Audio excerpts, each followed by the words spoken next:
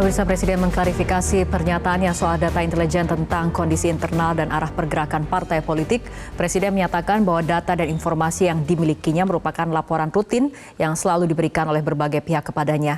Tidak hanya soal politik, tapi juga soal sosial ekonomi.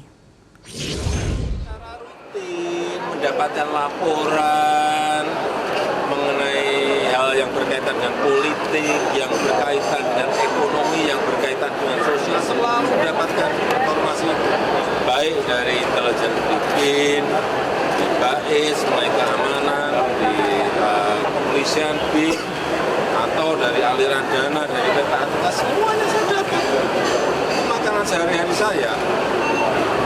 Hasil survei mereka, data-data, angka-angka, semuanya. Pagi-pagi itu sarapan saya angka-angka, data-data. Apa itu? Laporan-laporan rutin seperti itu. Apa? Koalisi Masyarakat Sipil menyayangkan pernyataan Presiden Jokowi yang menyebut memiliki data intelijen soal arah partai politik. Amnesty International menyebut Presiden menyalahgunakan data intelijen untuk kepentingan politik. Sementara Partai Kebangkitan Bangsa meyakini Presiden Jokowi dapat bersikap adil atas informasi yang diterima. Saya tahu dalamnya partai seperti apa, partai-partai seperti apa. Nah, ingin mereka menuju kemana, saya juga ngerti.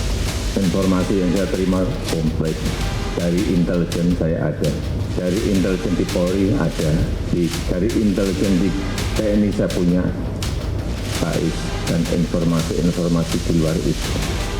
Angka, data, survei, semuanya ada. Saya pegang semua, dan itu hanya miliknya Presiden.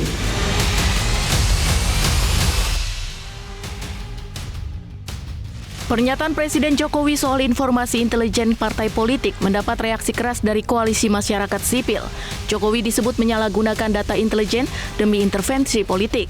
Direktur Eksekutif Amnesty International Usman Hamid menyatakan urusan partai politik tidak berkaitan dengan keamanan nasional. Informasi intelijen mengenai aktivitas internal partai politik tidak sepatutnya dipamerkan ke publik demi mempertahankan asas kerahasiaan dan netralitas. Usman juga menyoroti soal respon para politisi yang menganggap wajar Presiden memiliki data intelijen. DPR dan partai politik seolah-olah enggan melakukan fungsi kontrol terhadap intelijen negara.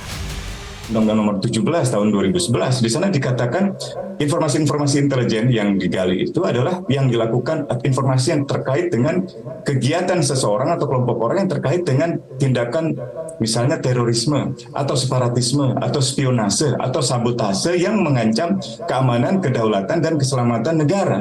Jadi bukan kegiatan partai politik, apalagi internal partai politik. Sementara analis politik Foxpol Center Research and Consulting Pangisyar Wicaniago menganggap ancaman terhadap demokrasi sangat nyata saat pimpinan menggunakan informasi intelijen untuk kepentingan politik. Data intelijen seharusnya digunakan untuk menghadapi ancaman terhadap kepentingan dan keamanan negara, bukan untuk politik pribadi dan memata-matai lawan politik. Dari Jakarta, Tim Liputan Metro TV. Jelajahi cara baru mendapatkan informasi. Download Metro TV Extend sekarang.